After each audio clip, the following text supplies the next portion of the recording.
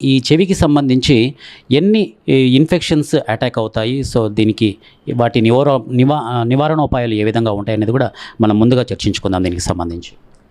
ముఖ్యంగా చెవి సంబంధించిన వరకి శిరస్సులో నయనం ఎంత ముఖ్యమో అలాగే చెవి కూడా చాలా ముఖ్యం. ఎందుకంటే ఈ ప్రకృతిలో ఉన్న శబ్దాలన్నీ వినాలంటే ముఖ్యంగా ఈ చెవే చాలా ముఖ్యమైన అవయవం. పిల్లలు పుట్టినప్పటి నుంచి ఆ శబ్దాలు వింటేనే వాళ్ళ మాటలు కూడా వస్తుంటాయన్నమాట. సో ఈ చెవికి సంబంధించిన ప్రాబ్లమ్స్ అనేవి 3 విధాలుగా ఉంటుంది. చిన్నపిల్లల్లో, మధ్య వయసుల్లో, పెద్దవాళ్ళల్లో. ఆ ముగ్గురికి డిఫరెంట్‌గా ఉంటుంది. పిల్లల్లో ముఖ్యంగా ఏమంటే చెవిలో చీము గారడము, వినికిడి సమస్య, చెవిలో నొప్పి. ఎక్కువ శాతం మన దగ్గరికి వచ్చే పిల్లలందరూ మెయిన్‌గా చెవి నొప్పితో వస్తారు. అది ముఖ్యంగా చలికాలంలో. ప్లస్ ఈ వినికిడి లోపము కూడా చాలా ఇంపార్టెంట్ విషయం. ఈ వినికిడి లోపం అనేది పుట్టే సమయంలో అంటే గర్భస్థంగా ఉన్నప్పుడు రావచ్చు, పుట్టిన తర్వాత రావచ్చు. మనము ఎంత తొందరగా వాటిని మనం కనుక్కోగలిగితే పేరెంట్స్‌ను వాళ్ళకి అంత తొందరగా మనము మాటలు వచ్చేటట్టు చూడగలుగుతాం. లేదంటే 5 సంవత్సరాలు దాటిన తర్వాత ఒక్కసారిగా బ్రెయిన్ గనుక రిసీవ్ చేసుకోవడం ఆపేస్తే ఇంకా మనకు మాటలు రావన్నమాట. కాబట్టి ఈ పుట్టిన తర్వాత 2 ఇయర్స్ టు 5 ఇయర్స్ చాలా క్రూషియల్ అనమాట.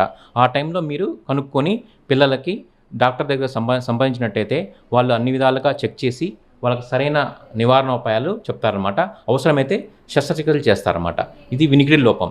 వినికిడి లోపం మధ్య వయసులో ఎట్లుంటుందంటే ఏమన్నా వైరల్ ఇన్ఫెక్షన్ కానీ లేకపోతే ఏమన్నా ఫీవర్లు వచ్చినప్పుడు సడన్గా ప్రమాదం ఉందన్నమాట. వినికిడి పోయే ప్రమాదం. అప్పుడు కూడా వెంటనే అశ్రద్ధ చేయకుండా వచ్చిన 1 వీక్ లోపే డాక్టర్ని సంప్రదించినట్టయితే మీకు వెంటనే దాని నుంచి నివారణ జరుగుతుందన్నమాట. పెద్దవాళ్ళలో అంటే ఏజ్ అంటే 50 దాటిన వాళ్ళలో ఏమవుతుందంటే వాళ్ళకి ఏజ్ వల్ల కూడా వినికిడి లోపం అని వస్తుందన్నమాట. ఆ వినికిడి లోపం వల్ల వాళ్ళకి సరిగా వినపడకపోవటం వల్ల మనం వాటిని చూసి వాళ్ళకి చెవి మిషన్లు అమరుస్తామన్నమాట. ఎలాగైతే కళ్ళద్దాలు వాడతారో అలాగే చెవి మిషన్లు కూడా వాడుకోవాలన్నమాట. సో ఈ విధంగా వినికిడి లోపం అనేది ఒక్కొక్క ఏజ్లో డిఫరెంట్గా ఉంటుందన్నమాట. తర్వాత చెవి నొప్పి. ఈ చెవి నొప్పి సర్వసాధారణంగా మనం చూస్తుంటాం అందరిలో.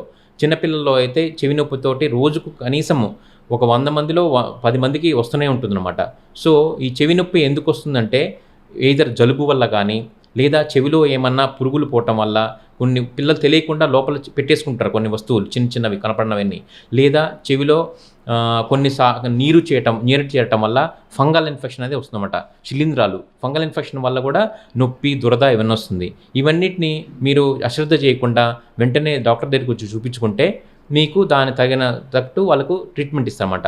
చెవిలో ముఖ్యంగా చీము గారడం అనేది అంత అశ్రద్ధ చేయకూడదు. ఎందుకంటే ఇది 2 రకాలుగా ఉంటుంది. కొన్ని ప్రాణాంతకమైన అపాయం రావచ్చు అనమాట. ఎలా అంటే చెవి నుంచి బ్రెయిన్కి వెళ్ళవచ్చు అనమాట. చాలా ముఖ్యమైన భాగాలు చెవి పైన, చెవి ముందు, చెవి వెనకాల ఉంటాయన్నమాట. చెవి పైన బ్రెయిన్ ఉంటుంది. జస్ట్ ఒక కొన్ని మిల్లీమీటర్ల మందం బోన్కి పైనే బ్రెయిన్ ఉంటుంది. కాబట్టి ఈ ఇన్ఫెక్షన్ బ్రెయిన్కి పోతే ఫిట్స్ అట్లాంటివి వచ్చే అవకాశాలు ఉంటాయి. కాబట్టి మీరు అశ్రద్ధ చేయకుండా వెంటనే డాక్టర్ దగ్గరికి వచ్చి దానికి సంబంధించిన మందులు అవి ఇస్తే వెంటనే తగ్గిపోతుందన్నమాట. ఈ విధంగా చెవి నొప్పి అనేది ఉంటుందన్నమాట. తర్వాత చెవిలో శబ్దాలు అనేవి గుయ్యి అనే శబ్దం కానీ ఇది అనేది నరాల వీక్నెస్ వల్ల వస్తుందన్నమాట. ఈ నరాల వీక్నెస్ వల్ల ఒక్కోసారి బ్రెయిన్లో ట్యూమర్లు ఉండే అవకాశాలు ఉంటుందన్నమాట. సో వెంటనే డాక్టర్ దగ్గరకు చూపించుకుంటే వాళ్ళు మీ పరీక్ష చేసి ఏం టెస్టులు అవసరమో చేసి మీరు పంపిస్తారన్నమాట. తర్వాత చిన్నపిల్లల్లోనే ఇంకా మనకి చెవులోంచి చీము గారడం, ఒకసారి రక్తం గారడం కూడా వస్తుంది. ఆ రక్తం ఈ రక్తస్రావం ఎందుకు వస్తుందంటే చెవులో వాళ్ళు తెలియకుండా మీకు చెప్పరు, కానీ వాళ్ళు ఏదో చెవులో పుల్లలు పెట్టుకోవడం వల్ల దానివల్ల జరగటం వల్ల ఆ రక్తస్రావం అనేది వస్తుందన్నమాట. సో దానివల్ల కర్ణబేరి ఉంటుంది లోపల. అది ఏమన్నా డ్యామేజ్ అయితే మాత్రం వినికిడి శక్తి తగ్గే అవకాశాలు ఉంటాయి. కాబట్టి మీరు వెంటనే వచ్చి డాక్టర్ చూపించుకునే మాట అయితే అప్పుడు మీకు దానికి తగినట్టు ఇస్తారన్నమాట. సో పెద్దవాళ్ళలో అయితే చీము గారడం అనేది ఎందుకు వస్తుందంటే ఈ సైనసైటిస్ వల్ల దానివల్ల వస్తుంది. ప్లస్ లోపల కర్ణబేరికి రంధ్రం పడుతుందన్నమాట. కర్ణబేరికి రంధ్రం పట్టడం వల్ల ఏమవుతుందంటే లోపలికి నీళ్లు వెళ్ళినా కానీ లేదా గాలిలోంచి దుమ్ము ధూళి వెళ్ళినా కానీ ఈ చీము రూపంలో బయటకు వస్తుందన్నమాట. అప్పుడు వెంటనే డాక్టర్ దగ్గరికి సంబంధించి దానికి సంబంధించిన డ్రాప్స్ కొన్ని మందులు పెడితే మీకు తగ్గుతుందన్నమాట. అది అలాగే అశ్రద్ధ చేస్తే కనుక మీకు వినికిడి లోపాలు వచ్చే అవకాశాలు ఉంటాయన్నమాట.